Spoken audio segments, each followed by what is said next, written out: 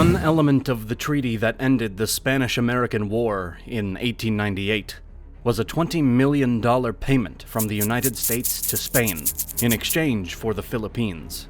This began the American colonial period, which lasted until the archipelago was granted its independence after the Second World War. The Filipinos had initially seen the Americans as aiding them in their independence from Spain, but the Americans did not see things this way. For them, it was an opportunity, as President William McKinley put it, to uplift and civilize and Christianize them. In August 1898, the Americans established a military government at Manila. With this self-created authority, they set up local governments, including schools and courts, with the American model. While this was being set up by the Americans, the Philippine Revolutionary Government, which had formed during the Spanish-American War, held elections to seat an assembly whose purpose was to write a constitution for their new state. This founding document was adopted and set to go into effect on the 21st of January, 1899, creating the first Philippine Republic. On the 4th of January, however, the United States issued a proclamation stating that the Spanish, having ceded the Philippines to them, meant that the American military rule was to go into effect over the whole archipelago immediately.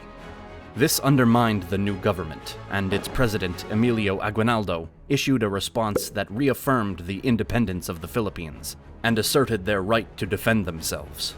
Open warfare began on the 4th of February, 1899, with an American assault on San Juan.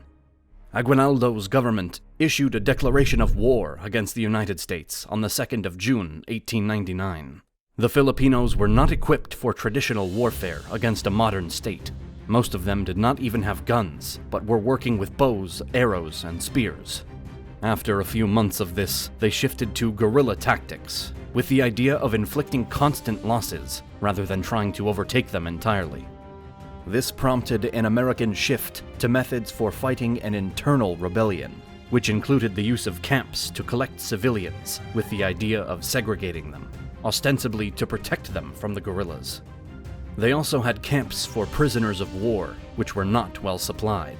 Disease ran rampant in these camps, forcing more Filipino deaths than the warfare itself. The insurgency continued through the next year, prompting a declaration of martial law by General Arthur MacArthur on the 20th of December, 1900. At the same time, an American commission headed by future President William Howard Taft began designing and enacting a government. Positions in local governments and the newly developed civil service were used, to some effect, to persuade resistance leaders away from their anti-American efforts. Hostilities were greatly reduced when President Aguinaldo was captured in March 1901. On the 19th of April, he officially surrendered and swore allegiance to the United States. He called on his people to lay down their weapons, but some local leaders, like Miguel Malvar and Vincent Lucban, continued the fighting until April 1902. Isolated pockets of resistance carried on intermittently until 1913. This war cost more in people and materials for the United States than the Spanish-American War. The Filipinos lost at least 200,000 civilians from diseases like cholera and dysentery, as well as famine.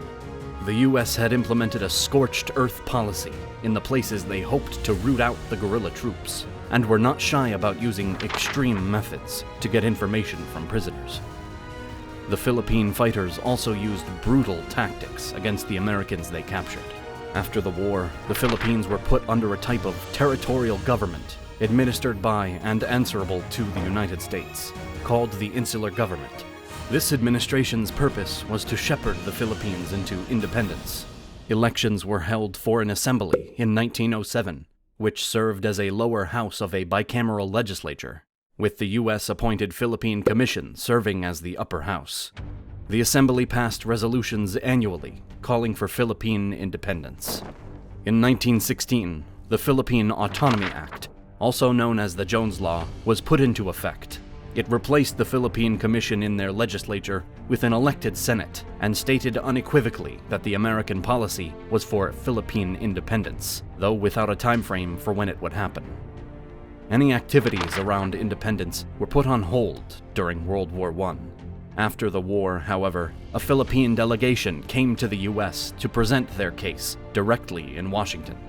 President Woodrow Wilson was sufficiently impressed to state that they were ready for independence in his farewell address in 1921, but his successors apparently disagreed.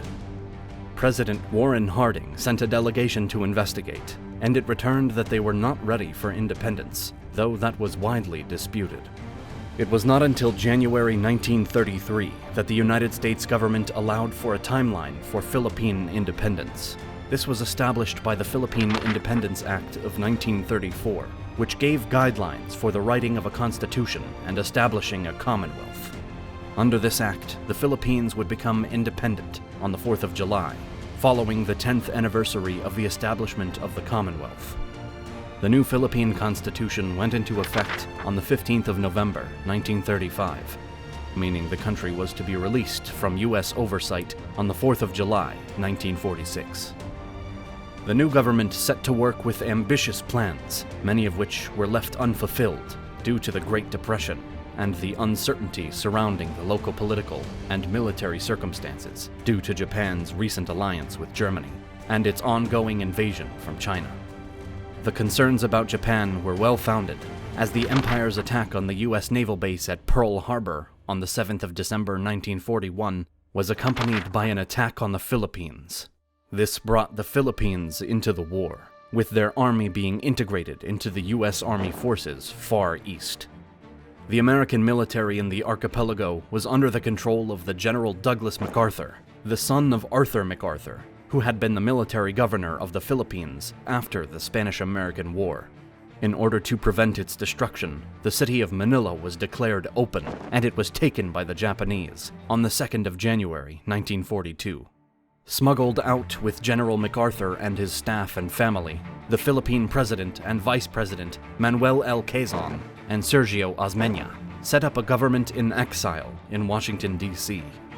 The Japanese set up a puppet government called the Philippine Executive Commission, whose purpose was to oversee the transition of the Philippines to an independent state. Some Filipinos saw more potential in actually gaining independence via the Japanese than via the Americans, but most were pushing back against either, in favor of genuine independence. In the initial Japanese invasion, poor preparation meant the American planes were destroyed on the ground, meaning they were not available to protect the U.S. Army and naval forces from Japanese attack. The American and Filipino soldiers were forced to retreat south as far as they could go, stopping at Corregidor Island and surrendering there. This prompted one of the most infamous events of the war, the Bataan Death March. Because of this, they had no means to transfer the 75,000 men to a camp 65 miles or 105 kilometers north, other than via a march. This was done with little thought to the prisoners' needs, including food, shelter, or medical care. Because the Japanese didn't believe in surrender, they saw no value in the men and treated them accordingly. The numbers vary widely, but it is estimated that approximately 600 Americans and as many as 15,000 Filipinos did not reach the camp. This would later be avenged by American paratroopers and special forces units, who rescued the prisoners and retook Corregidor in February 1945. The Japanese did everything they could to dehumanize the Filipinos, making for a particularly brutal occupation. Forced labor was common, including forcing women, children, and some men into slavery as comfort women for the Japanese soldiers. The actions of the occupiers prompted a fierce backlash in the form of an underground resistance movement. This resistance was organized as isolated guerrilla cells, scattered throughout the archipelago. By the end of the war, nearly 300,000 Filipinos were directly involved in guerrilla activities, with an unknown number supporting them. In October 1944, the Americans returned to the Philippines under General MacArthur. In the intervening years, the Philippine guerrillas had destroyed a great deal of the Japanese control and were able to provide intelligence and work alongside the Americans. This was after a protracted argument between the Army and Navy about whether the archipelago needed to be liberated by the Americans at all. Due to his own and his father's involvement with the Philippines, MacArthur felt a personal need to assure the Commonwealth's liberation. The major push to retake the islands was the Battle of Leyte Gulf on the 23rd to 26th of October, 1944, which is still known as the largest naval battle in history.